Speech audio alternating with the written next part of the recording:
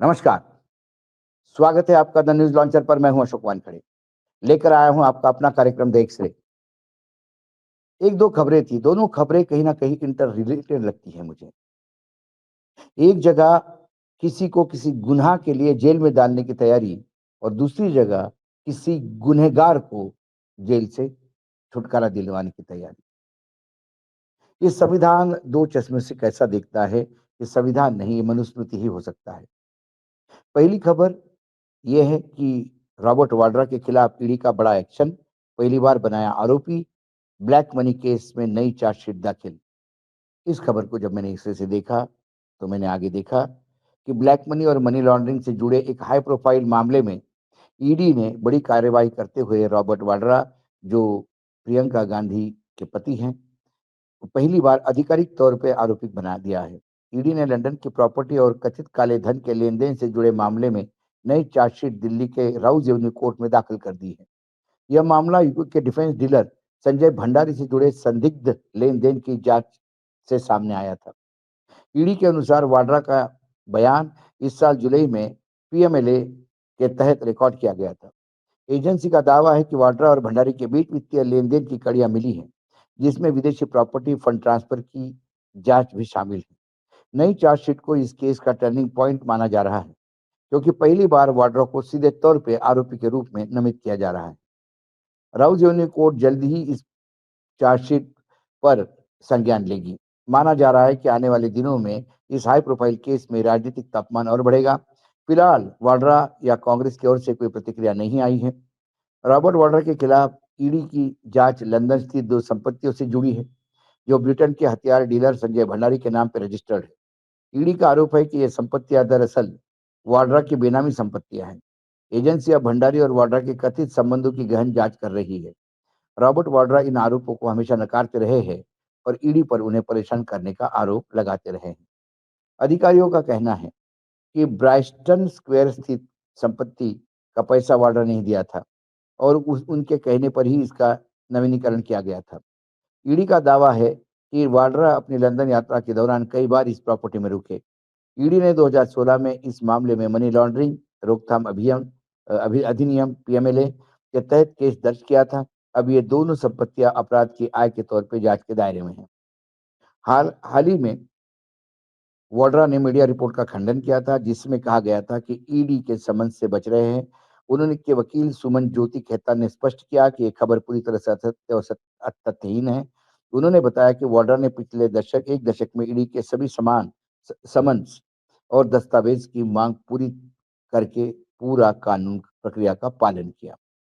अब ये वाड्रा की सरकार का कहना है, ईडी का कहना है कि भाई किसी भी हालत में ये जो ज़मीन जो प्रॉपर्टी है लंदन में, वो है भले ही किसी कपूर के नाम पे, भंडारी के नाम पे, माफ़ कीजिएगा, पैच।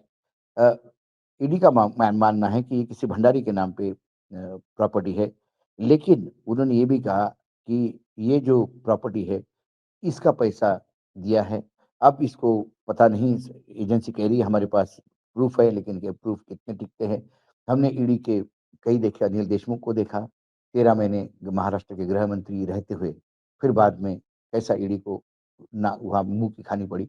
हमने अरविंद केजरीवाल के मामले में देखा, हमने ब झारखंड के मुख्यमंत्री सोरेन के मामले में भी देखा। तो ये और क्योंकि अब जैसे-जैसे कांग्रेस का दबाव बढ़ेगा, कांग्रेस पार्टी जब भी दबाव बढ़ती है, तो इधर ईडी भी अपना दबाव बढ़ाता है और ये बहुत पुरानी बात है। ईडी को जो मनी लॉन्ड्रिंग का केस बहुत हाथ में दिया था अडानी के खिलाफ, उसमें ईडी चुप है।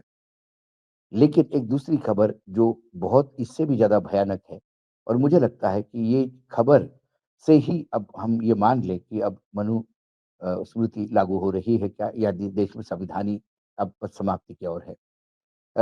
दादरी का एक लिंचिंग का बहुत पुराना मामला है और बहुत पूरे देश में बहुत चर्चित मामला है। अखलाक का परिवार अब हाईकोर्ट जाएगा। योगी सरकार के एक फैसले पे हैरान है। क्या है फैसला? 2015 में दादरी लिंचिंग कांड में मोहम्मद अखलाक के परिजन गहरे सदमे में हैं। उत्तर प्रदेश सरकार ने अदालत में आवेदन दायर कर 18 आरोपियों के खिलाफ सभी आपराधिक आरोपों को वापस कर लेने की मांग की है। यूपी सरकार ने इसकी वजह के लिए सामाजिक सद्भाव को बढ़ावा देने की आड़ ली है। परिवार ने इसे न्याय का अपमान बताते हुए कहा कि अगर मुकदमा वापस लिया गया तो इलाहाबाद हाई कोर्ट में वो चुनौती देंगे। ट्रायल कोर्ट में इस आवेदन पर 12 दिसंबर को सुनवाई होगी। यह घटना 28 सितंबर 2015 की है, 10 साल पहले की, जब दिल्ली से सिर्फ 49 किलोमीटर दूर बिसाड़ा गांव दादरी में गाय की हत्या और गोमांस रखने की अफवाहों पर एक उन्मादी उग्र भीड़ ने, अखलाक 52 वर्ष का था तब, को उसके घर से घसीट कर लाठियां, रॉड और ईंटों से पीट-पीट कर हत्या कर दी। उसके छोटे बेटे दानिश को गंभीर चोटें आई, जिन्हें 2 ब्रेन सर्जरी करानी पड़ी। आज भी सेहत की समस्या से दानिश जूझ रहे हैं।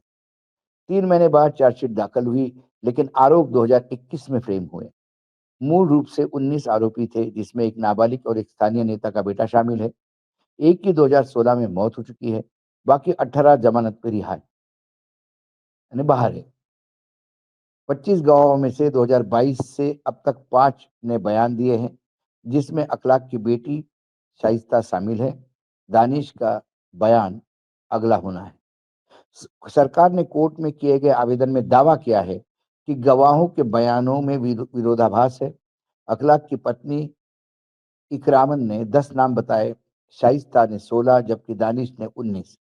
साथ ही जब्त हथियारों में तलवार या पिस्तौल नहीं, सिर्फ लाठियां, रॉड और ईंटें मिली हैं। आवेदन में गोमांस की बरामदगी और परिवार के खिलाफ लंबित गोहत्या का केस का जिक्र है। सरकारी पक्ष के वकील ने इसे सामूहिक सद्भाव के लिए जरूरी बताया। इस घटना से अखलाक का परिवार सदमे में है। अखलाक के परिवार ने यूपी सरकार से इस कदम की कड़ी निंदा की है। अखलाक की पत्नी इकरामन बेगम, जो घटना के बाद से बिसाड़ा गांव में से नहीं लौटी है, आगरा में बड़े बेटे के साथ छोटे फ्लैट में रहती है। उसने कहा कि मैंने सब कुछ खो दिया, मेरा पति, मेरा घर, मेरे लोग। दुनिया में उन्हें मरते देखा, हत्यारों को देखा, तो इंसाफ कहाँ है? दुख को कोई आराम नहीं मिलता। उन्होंने बयान दिया कि हम अदालत की भाषा नहीं जानते, ना ही जानते थे कि हम तो उनसे क्या उम्मीद करें। लेकिन हर सुनवाई पर इंसाफ का इंतजार करते रहे। यही हमारा एकमात्र कर्तव्य था। अब कुछ खत्म हो गया है, वापस जाने का सवाल ही नहीं। अखलाक के परिवार का कहना है कि हम लगातार धमकियों के बीच में जी रहे हैं, बिना सुरक्षा के बाहर नहीं निकल सकते। हमें पुलिस सुरक्षा दी जानी थी, लेकिन कई बार बयान दर्ज नहीं कर सके। कुछ लोग जानबूझकर हमारे बयानों को तोड़ मरोड़ कर पेश करते हैं। उन्होंने कहा, लाठी डंडों से लेस भीड़ ने घेरा था। ऐसे में कितने लोग पीट रहे थे, यह जानना असंभव था। दनिश ने गवाहों की बात करने के नाम जोड़े, यह स्वाभाविक था। अखलाक की बुजुर्ग माँ असगरी बेगम और बेटी शाइस्ता ने कहा कि सुरक्षा की कमी के कारण वे अदालत में कई बार गवाही देने नहीं जा सके। मामले को कमजोर करने के लिए जानबूझकर बाधाएं पैदा की गई है। एक दशक के बाद भी न्याय की आस बाकी थी, लेकिन अब परिवार को डर है कि यह अंतिम झटका साबित होगा। परिवार के वकील यूसुफ सैफी ने इसे कानूनी रूप से गलत करार दिया। उन्होंने कहा कि यह भीड़ हिंसा का मामला है। गवाह बयान दे चुके हैं। यह सामान्य टेम्परामेंट लागू नहीं हो सकते। अगर केस वापसी की इजाजत मिली तो 10 साल की अदालत की लड़ाई एक आदेश से मिट जाएगी। सैफी ने चेतावनी दी कि अगर ट्रायल कोर्ट ने मंजूरी दी तो इलाहाबाद हाई कोर्ट में अपील करेंगे। परिवार को भी अभी सर्टिफाइड कॉपी नहीं मिली है, लेकिन वे वकीलों के जरिए खबर आई है। दादरी लिंचिंग मामला गौ रक्षा के नाम पर हिंसा का प्रतीक बन चुका है। विशेषज्ञों का कहना है कि सरकारी हस्तक्षेप न्याय प्रक्रिया पर सवाल खड़े करता है। दादरी की ट्रायल कोर्ट में 12 दिसंबर को होने वाली सुनवाई मामले की दिशा तय करेगी। दशक भर की जद्दोजहद के बाद परिवार को इंसाफ मिलने की आशा बाकी है, लेकिन अब हाईकोर्ट की ही राह नजर आ रही है। हमने तो ये देखा था कि मुख्यमंत्री योगी आदित्यनाथ ने मुख्यमंत्री बनने के बाद अपने खिलाफ सारे केसेस वापस ले लिए।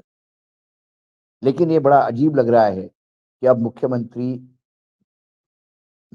इस अखलाक वाले पूरे देश में चर्चित मामले में भी आरोपी को छोड़ने की बात कर रहे हैं।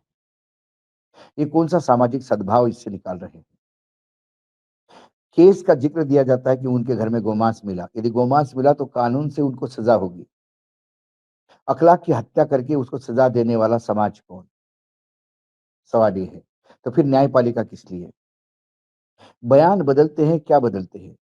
किसी ने नहीं कहा होगा कि तलवार से मारा या आज पिस्तौल से मारा। पोस्टमार्टम रिपोर्ट क्या बताती है, किस चीज़ से मरे हैं अखलाक। और यदि वो पोस्टमार्टम रिपोर्ट डंडे और लोहे की रॉड बताते हैं, तो फिर वही हुआ है। हत्या होने के लिए तलवार भी ज़रूरी नहीं होती। कई चीज़ें हैं इस केस में, या इस केस में कुछ लोगों को बचाना चाहती है सरकार। इससे ये वैसा ही केस है जैसा अ, गुजरात में सज़ा याफ्ता मुजरिमों को अच्छे चाल-चलन के लिए छोड़ दिया गया। सर्वोच्च न्यायालय ने उस केस को फिर संज्ञान लेते हुए उनको वापस जेल भेज दिया। ये कौन-सा कानून, कौन-सा न्याय, कौन-सा एडमिनिस्ट्रेशन, कौन-सी सरकार, कौन-सा संविधान और संविधान में दिए हुए नागरिकों के अधिकार, इन तमाम चीज़ आज सवालों के घेरे में हैं।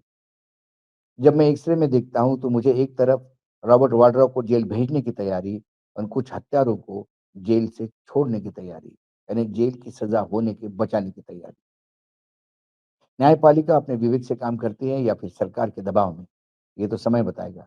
लेकिन एक्स-रे में एक अपना घिनौना चेहरा उत्तर प्रदेश सरकार ने दिखा दिया, जब अखलाक के हत्यारों को का केस वापस लेने की एप्लीकेशन लगाई। आज एक्स-रे में इतना ही, कल फिर आता हूँ किसी विषय के साथ, तब तक के लिए नमस्कार, देखते रहिएगा द न्यूज़ लॉन्चर।